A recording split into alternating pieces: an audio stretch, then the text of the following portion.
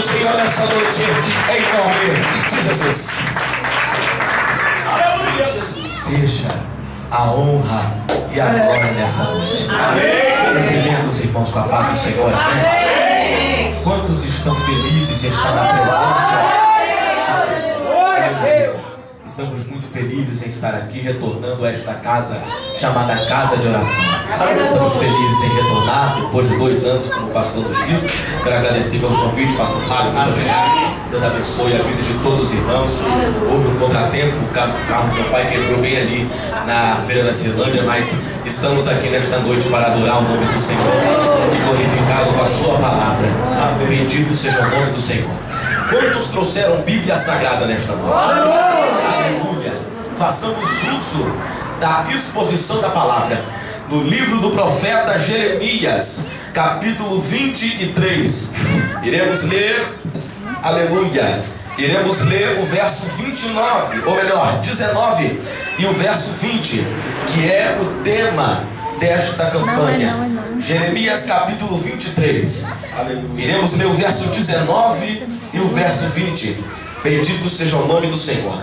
Somos ali da Assembleia de Deus do Planalto Central, ali no Cruzeiro Novo. Estamos ali adorando ao nome do Senhor, junto com os irmãos que ali congregam conosco. Jeremias capítulo 23, verso de número 19 e o verso de número 20. Quantos encontraram a referência bíblica? Digam amém. Amém. Diz-nos assim a palavra do Senhor: eis que saiu com indignação a tempestade do Senhor, e uma tempestade penosa. Repita, penosa. Mais uma vez, penosa. Cairá cruelmente sobre a cabeça dos símpios. Verso 20 diz assim: não se desviará a ira do Senhor, até que execute e cumpra os pensamentos do seu coração. No fim dos dias entendereis isto claramente. Amém? Amém. Eu quero pregar essa noite concernente ao seguinte tema: castigo e não escravidão. Amém, meu irmão que está ao seu lado, por gentileza. Aleluia. Diga para ele: Deus te colocou nesse castigo, porque tem muita coisa em você que ele não gosta. Mas eu profetizo que esse castigo acaba hoje. Hoje. Quem crê dê glória, quem crê dá aleluia, quem crê exalta o nome do Senhor. Aleluia. Levanta a sua mão em oração mais uma vez. Vamos orar ao Senhor. Senhor, meu Deus e meu Pai, mais uma vez estamos diante da sua presença, ó Pai, para ministrar a sua palavra. Senhor amado, não tenho, não faço e não posso, mas o Senhor tem, o Senhor pode, o Senhor fará no nosso meio nesta noite milagres acontecerem.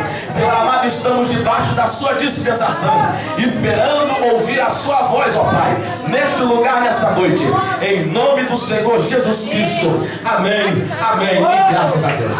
Aceite dando glória a Deus. Aleluia. Aleluia. Quando abrimos a Bíblia Sagrada nesta noite, no capítulo 23 do livro do profeta Jeremias, o capítulo 23, ele é nada mais nada menos do que a continuação do capítulo 22. O capítulo 22 e o capítulo 23, eles irão definir as punições de Deus para o povo de Israel.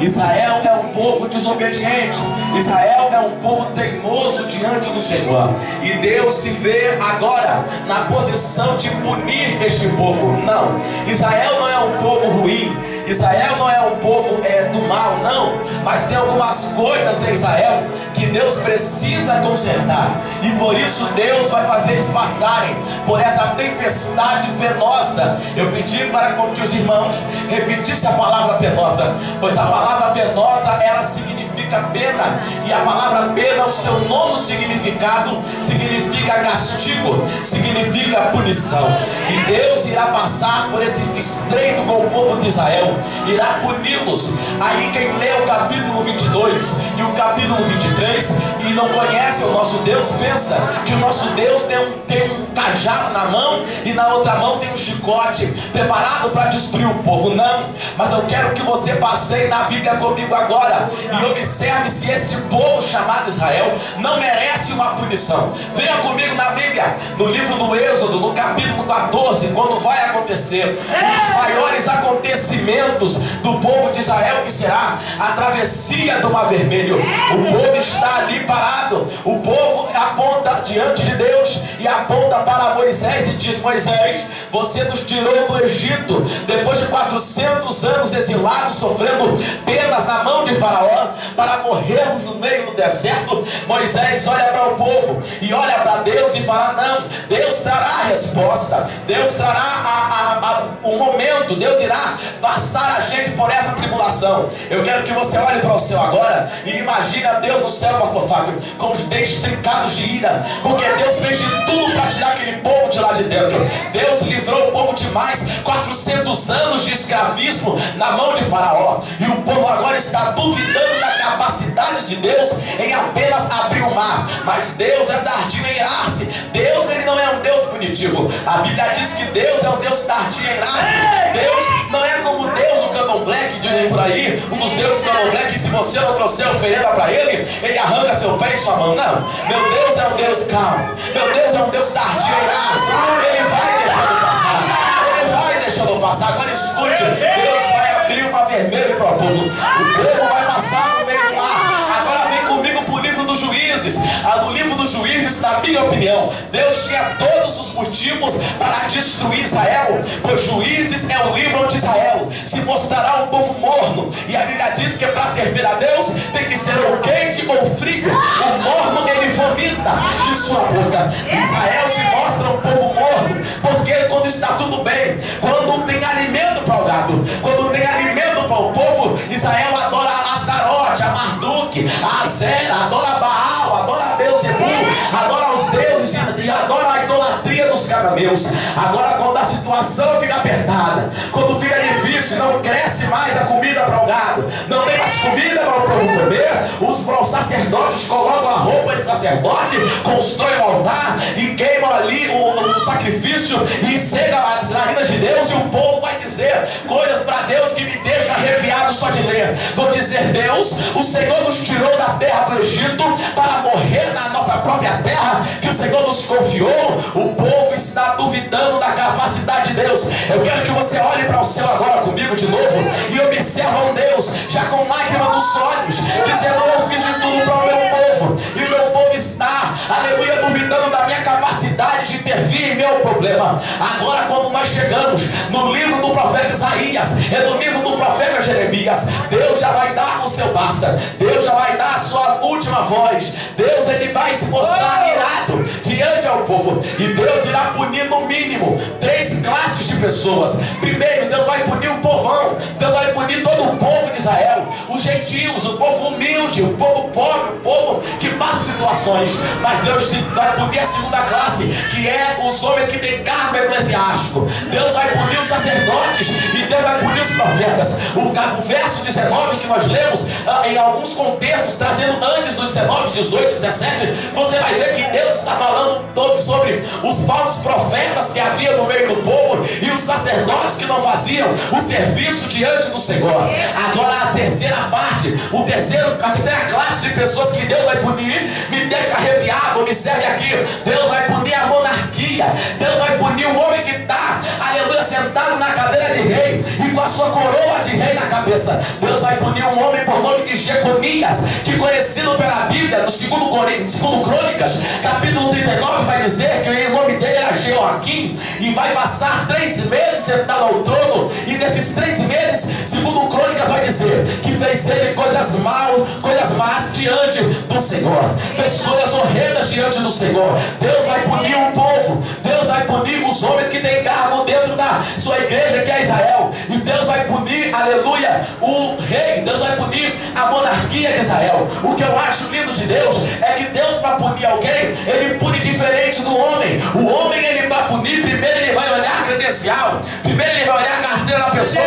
Se o irmão que está do seu lado agora, sem querer, lá no meio da rua, tropeça numa pedra e querer som do palavrão, vai aparecer 30 irmãos, 40 irmãos, vai chegar no pastor e falar: pastor, o irmão fulano de tal estava xingando palavrão no meio da rua, o irmão fulano de tal estava falando palavra torpe. Agora, seu pastorzão, o líder de convenção, cheio do terno Armani, da gravata de seda, caía no pé, com metade da igreja, aí o pessoal pega o pano e coloca por cima. Não, é calúnia, é mentira, não, é mentira isso, é falsidade, isso não acontece. Deus está olhando, Deus vai castigar, Deus está olhando no céu. O homem pode passar despercebido, mas nada passa despercebido diante de Deus. Deus está com os olhos atentos. Deus, para punir o homem, Ele não olha credencial, Ele não olha que convenção que é, Ele não olha que casa que mora. Eu me lembro quando Naamã vai bater na porta do profeta Eliseu, e quem sai para atender é o servo de Eliseu, Geazi. Geazi olha para Naamã e fala: o que tu queres? Quero ser curado, quero me encontrar o profeta Eliseu. Geazi olha para trás e fala: Eliseu, tem um tal de um homem aí, um tal de Naamã, o que eu faço com ele? Eliseu olha para ele e fala: manda ele mergulhar na água. Mas Naamã, mas Eliseu, ele é condecorado, manda mergulhar na água. Mas ele é cheio de dinheiro, manda mergulhar na água barrenta. Mas ele tem condecorações, manda mergulhar na água. Mas ele é famoso, manda mergulhar na água. Mas ele é mau, manda mergulhar na água. Deus não olha a credencial de ninguém, e Deus não olha a posição de ninguém para poder punir. Para punir Deus punir, basta apenas estar errado, que Ele vai punir da maneira dele, do jeito dele. Eu quero que você olhe para esse irmão que está do seu lado, diga para ele: para Deus punir, basta apenas estar errado. Diga para ele: quando Deus pune, sai da frente, que Ele desce o cajado mesmo, e ninguém tem nada a ver.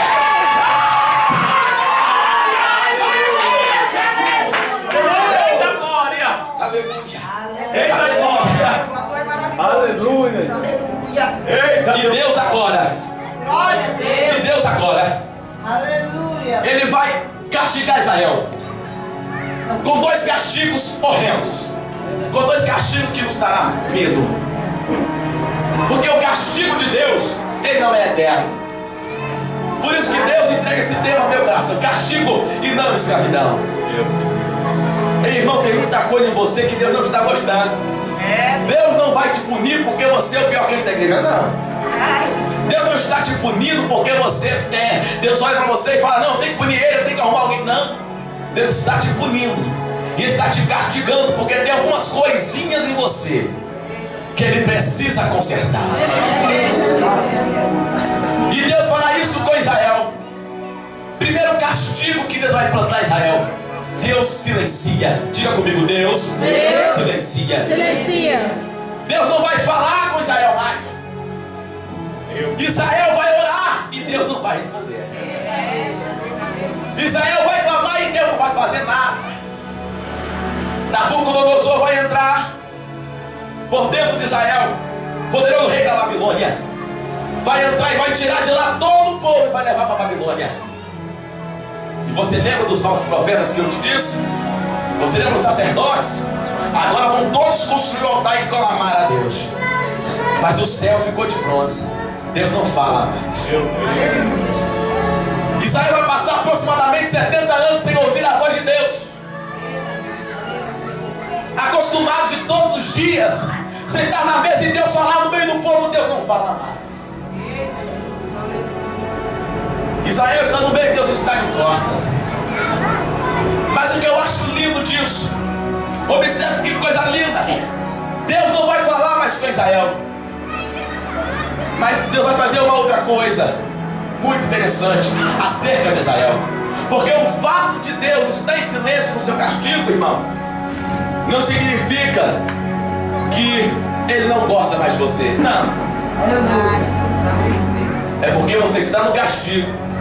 E Ele sabe que se Ele parar de falar com você, você fica perdido. Ele sabe que se Ele parar de falar com você, você não tem mais rumo. Por isso Ele silencia. E o pior castigo para um homem e para uma mulher de Deus é quando Deus não fala. Ei, irmão, eu sei que você está passando a fase do silêncio, não é? Você ora, jejua, busca e nada acontece. Caleb, Deus está me castigando. Mas o verso 20 que eu vos li diz que no fim dos dias Deus iria voltar para o meio do povo. Pega na mão desse crente que está ao seu lado.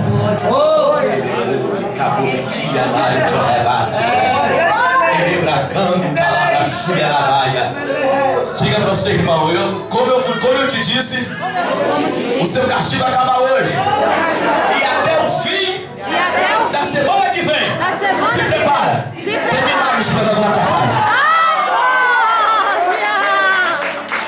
Levante a mão se você quer esta palavra profética. Tem milagre te esperando lá. O castigo vai acabar, vai acabar, vai acabar, vai acabar. Creia, vai acabar.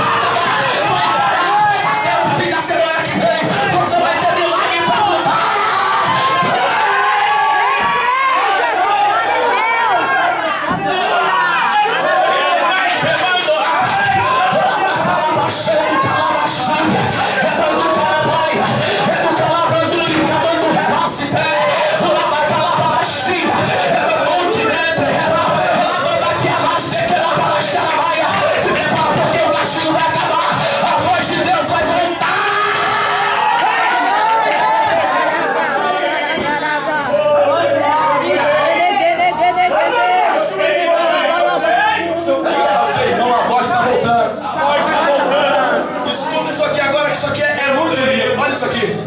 Deus não vai falar com Israel.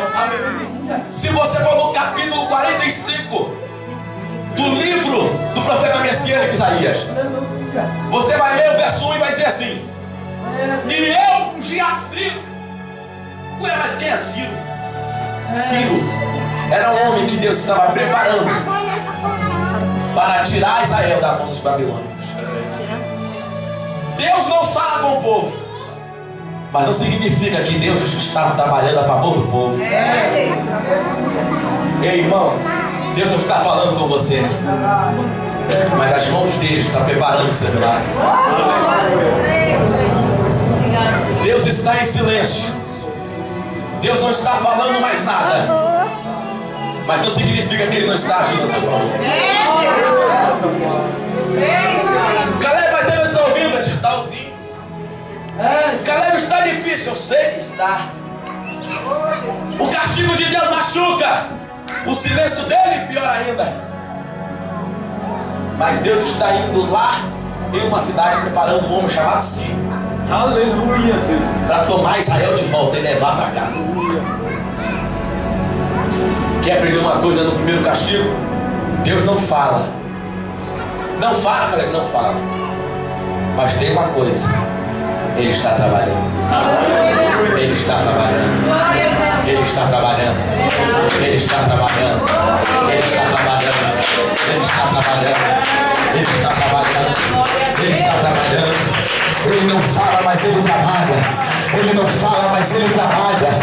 Ele não fala, mas ele trabalha. Ele não fala com você, mas ele está trabalhando a seu favor. Eu quero te dizer uma coisa: Deus vai dar uma visão a Jeremias no capítulo 18 acerca de Israel. Ele vai falar sobre um vaso que vai ser quebrado na mão do oleiro. Mas o interessante, pastor, é que quando um vaso se quebra na mão do oleiro, acontece uma coisa: Deus não joga tudo fora. O caco ele vai fazer de novo junto com outro barro. Ei, irmão, tem uma coisa que está em você. Ei, tem um pedacinho de alguma coisa que está em você que Deus aprova, que Deus gosta. E é esse pedaço de caco que Deus vai construir uma nova história para você. Desce, calabai, se prepare porque neste caco, irmãos, está moído. Você caiu no chãozaço. A voz de Deus não é mais nítida ao seu ouvido, mas tem uma coisa vai acontecer. Deus está preparando a porta para abrir. Deus vai abrir a porta. Se prepara porque é hoje, é hoje, é hoje, é hoje.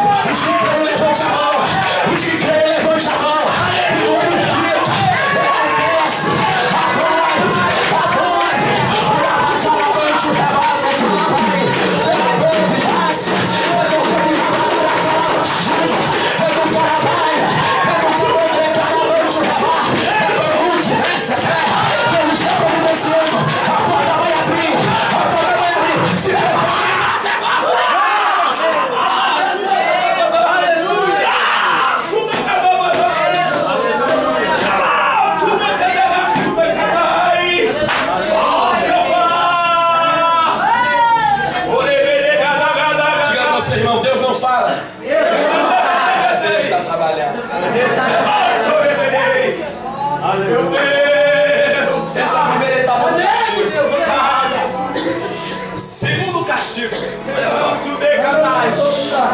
além de Deus afastar a voz do meio do povo, vai acontecer uma outra coisa. Ah, meu Deus. O que vai acontecer? As mãos de Deus não estará mais estendida sobre o povo. Segundo castigo, Deus afastará, Ele não tirará, Ele afastará a mão sobre o povo.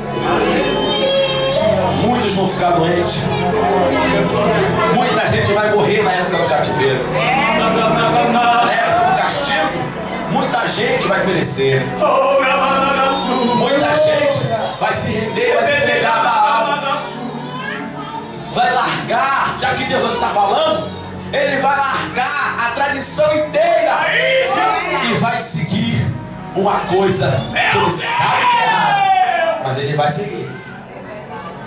Porque pelo menos Baal, entre aspas, fala com eles. As mãos de Deus se afastará do meio do povo. Você já reparou que no meio desse castigo você não tem tido a mesma saúde de antes?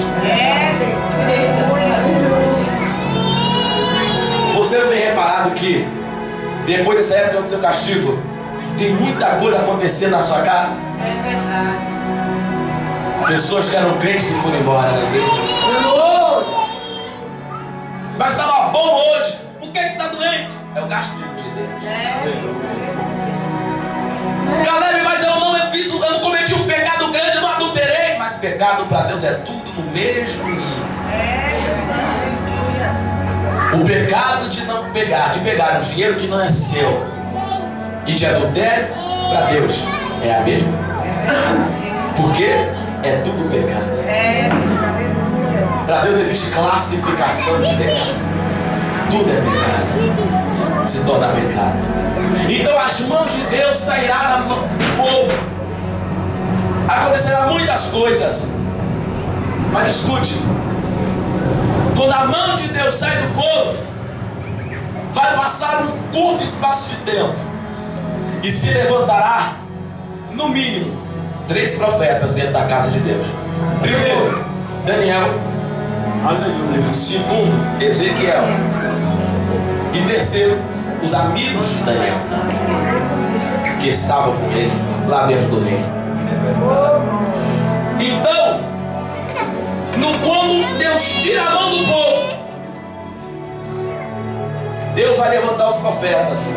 Mas os profetas que estão dentro do povo agora não se comparam aos mesmos profetas da época de Jerusalém. Está entendendo?